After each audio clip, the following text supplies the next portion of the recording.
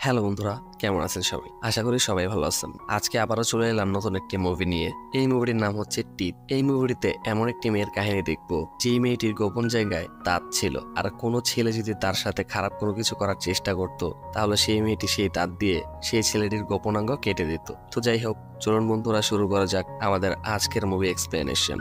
মুভির শুরুতে আমরা একটি কাপলকে দেখতে পাই, যারা তাদের গার্ডেনে বসে গল্প করছিল, আর সেখানে তাদের সাথে তাদের দুজন বাচ্চাও ছিল। তাদের মধ্যে ছিল একজন ছেলে এবং একজন মেয়ে। আসলে এই ছেলে মেয়ে দুইটি সৎ ভাই বোন ছিল। ছেলেটির নাম ছিল ব্রেথ আর মেয়েটির নাম ছিল ডাউন। তারা দুজন মিলে একটি ছোট বাথটাবে খেলা করছিল, আর সেই বাথটাবে ব্রেথ তার বোনকে খুবই জ্বালাচ্ছিল। কিন্তু হঠাৎ করে তখন ব্রেথ জোরে একটা চিৎকার দিয়ে ওঠে। চিৎকার শুনে যখন ব্রেদের বাবা ব্রেদের কাছে যায়, তখন সে ব্রেদের হাতের আঙুলে একটা কামড়ের দাগ দেখতে পায়। আর তখন সে ভাবে হয়তোবা ডাউন তার ছেলেকে কামড়ে দিয়েছে। কিন্তু আসল ঘটনা ছিল একটু অন্যরকম। আসলে ডাউন তার দাঁত দিয়ে এই কাজটা করেনি, সে অন্য কিছু দিয়ে এই কাজটা করেছিল। আর সেটা কি, সেটা আমরা এই মুভির শেষেই জানবো। এরপরে সিন শিফট হয়, আর আমরা কিছু বছর পরের সিন দেখতে পাই। ডাউন এখন অনেক বড় হয়ে গেছে, আর তার সাথে সাথে সে একটা খ্রিস্টান গ্রুপের মেম্বারও হয়ে গিয়েছিল। এরপরে সে স্টেজে দাঁড়িয়ে স্টুডেন্টদের সামনে স্পিচ দিচ্ছিল। স্পিচ শেষে সে তার বন্ধুদের সাথে গল্প করছিল, আর তখনই সেখানে টবি নামের একটা ছেলে আসে।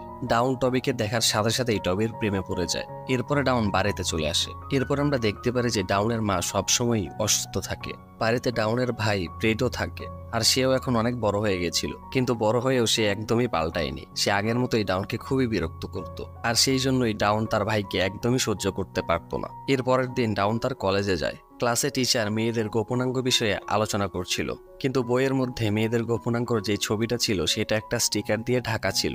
তখন টিচার তাদেরকে বলে যে বোর্ড থেকে তাদেরকে এই ছবিটা ঢেকে দিতে বলা হয়েছে। ক্লাস শেষ করে ডাউন, টবি এবং তার ফ্রেন্ডরা মিলে একটি সিনেমা হলে যায় সিনেমা দেখার জন্য। সিনেমা দেখাকালীন সময়ে টবি ডাউনের দিকে খারাপ দৃষ্টিতে তাকাতে থাকে। তখন ডাউন সবকিছুই বুঝছিল, কিন্তু সে টবিকে একটুও পাত্তা দেয় না।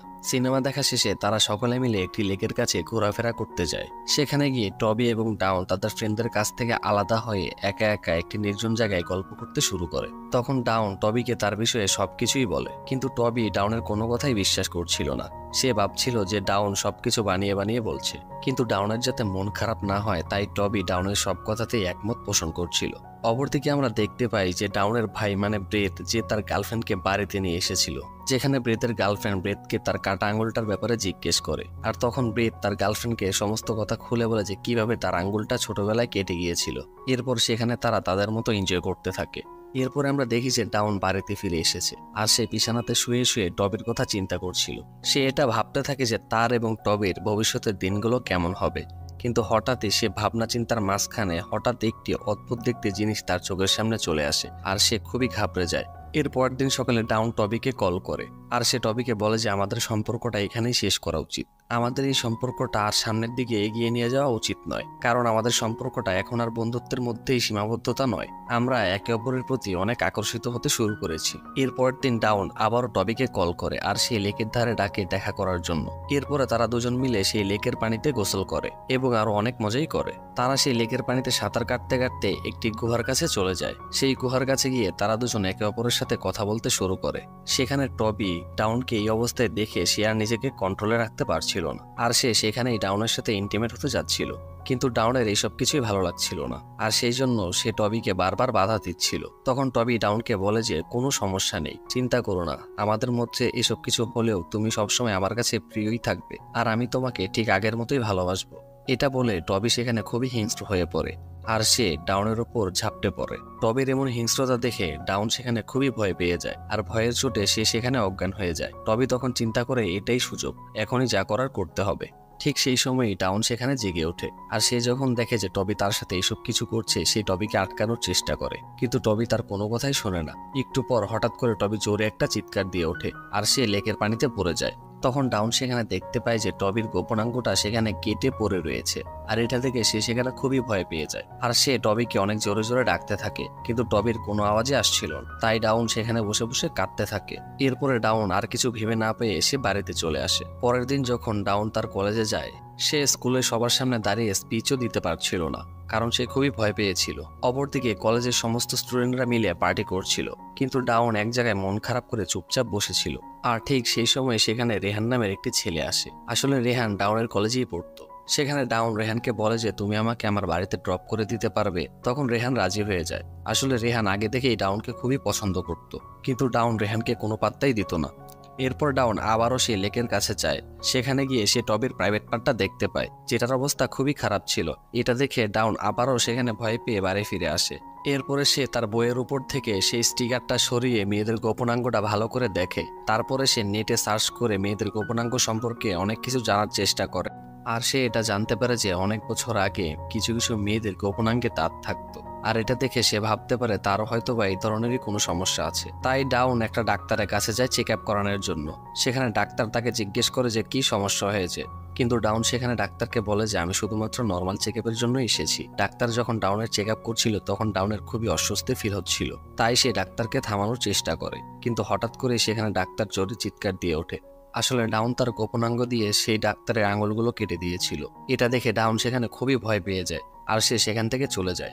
এরপর আমরা দেখতে পাই যে ডাউন যখন বাইরে যাচ্ছিল তখন সে দেখতে পায় রাস্তায় কিছু পুলিশ অফিসার টবির গাড়িটা নিয়ে যাচ্ছে। তাই ডাউন সেই লেকের কাছে যায় যে আসলে ঘটনাটা কি হয়েছে সেটা দেখার জন্য।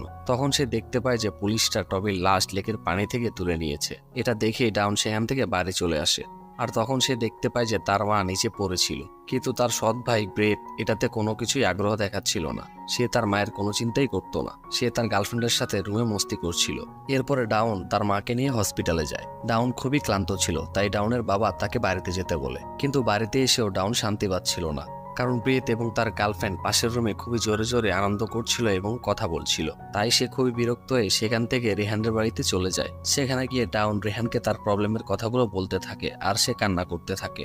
ডাউনকে এভাবে কাঁদতে দেখে রেহান ডাউনকে সান্ত্বনা দেয়। এরপরে রেহান ডাউনকে একটা ওষুধ দেয় টেনশন কমানোর। এরপর আমরা দেখি যে তারা দুজন সেখানে ড্রিঙ্ক করে এবং তারা দুজন সেখানে ইন্টিমেট হয়। কিন্তু এখানে অবাক করার বিষয় ছিল যে রেহানের এখানে কিছুই হয়নি। তখন আমরা বুঝতে পারি যে ডাউন যদি নিজের ইচ্ছায় কারোর সাথে ইন্টিমেট হয় তাহলে তার কিছুই হবে না, আর কেউ যদি তার অনিচ্ছাকৃতভাবে তার সাথে কিছু করতে চায় তাহলে তার অবস্থা টবের মতো হবে। এরপরে সকালে আবার যখন তারা এনজয় করছিল, মানে ইন্টিমেট হচ্ছিল, তখন রেহানের কাছে তার একটা বন্ধুর কল আসে। তখন রেহান ডাউনকে বলে যে আমি আমার একটা ফ্রেন্ডের কাছে বাজি ধরেছিলাম যে তোমার সাথে যেভাবেই হোক আমি ইন্টিমেট হবই। আর এটা শুনেই ডাউন সেখানে খুবই রেগে যায়। আর রেহানেরও সেই একই অবস্থা হয় যেটা টবের হয়েছিল, মানে সেখানে রেহানেরও গোপনাঙ্গটা কেটে যায়। এটা দেখে ডাউনও এটা বুঝে যায় সে যদি ইচ্ছে করে কারোর সাথে কিছু করে তাহলে তার কিছুই হবে না। অপরদিকে আমরা দেখি যে ব্রেদের বাবা ব্রেদকে তার বাড়ি থেকে বের হয়ে যেতে বলে। তাই ব্রেদ সেখানে তার বাবার সাথে লড়াই করতে থাকে। এরপরে ব্রেদ তার পালিত কুকুরটিকে ছেড়ে দেয়, যেই কুকুরটি গিয়ে ব্রেদের বাবার গলায় কামড় দেয়। আসলে ব্রেদ তার বাবাকে বরাবরই ঘৃণা করত, কারণ সে ডাউনের মাকে বিয়ে করেছিল। আসলে ব্রেদ ডাউনকে পছন্দ করত, সে ডাউনকে তার গার্লফ্রেন্ড বানাতে যেত। কিন্তু তার পাপা যেহেতু ডাউনের মাকে বিয়ে করেছে তাই সে এখন তার বোন হয়ে গেছে। এর পরের সিনে আমরা দেখি যে ব্রেদের বাবা এবং ব্রেদের গার্লফ্রেন্ড দুইজনই হসপিটালে যায় ডাউনের সাথে দেখা করতে। আসলে ডাউনের মা মারা গেছিল। হসপিটালে এসে ব্রেদের গার্লফ্রেন্ড ডাউনের কাছে ক্ষমা চায়, আর সে বলে যে তোমার মা যখন অসুস্থ হয়ে আমার কাছে সাহায্য চেয়েছিল তখন আমি ব্রেদের কথা শুনে তোমার মাকে সাহায্য করিনি, তুমি আমাকে প্লিজ ক্ষমা করে দাও।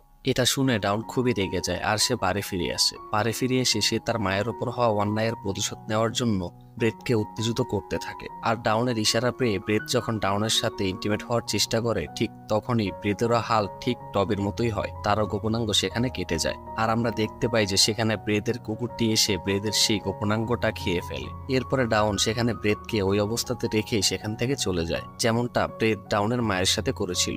আসলে ডাউন চেয়েছিল যে ব্রেদ তার মায়ের কষ্টটা বুঝুক। এরপরে ডাউন তার সাইকেলটা নিয়ে সেখান থেকে বের হয়ে পড়ে, কিন্তু রাস্তায় হঠাৎই তার সাইকেলটা নষ্ট হয়ে যায়। তাই সে রাস্তায় লিফট চাওয়ার জন্য একটা গাড়ি দাঁড় করে। তখন একজন বয়স্ক লোক তার গাড়িতে ডাউনকে লিফট দেয়। গাড়িতে ওঠার পরপরই ডাউনের হালকা ঘুম পেয়ে যায়। তখনই সেই বুড়ো লোকটা ডাউনের দিকে খারাপ দৃষ্টিতে তাকাতে থাকে আর তার দিকে খারাপ ইশারা করতে থাকে। তখন এই ডাউন লোকটির দিকে খুব ভয়ঙ্কর দৃষ্টিতে তাকায়। আর এই মুভিটি এখানেই শেষ হয়। তো বন্ধুরা, আপনাদের যদি আমার মুভিটা একটুও ভালো লেগে থাকে তাহলে আমার চ্যানেলটিকে অবশ্যই সাবস্ক্রাইব করবেন। ধন্যবাদ।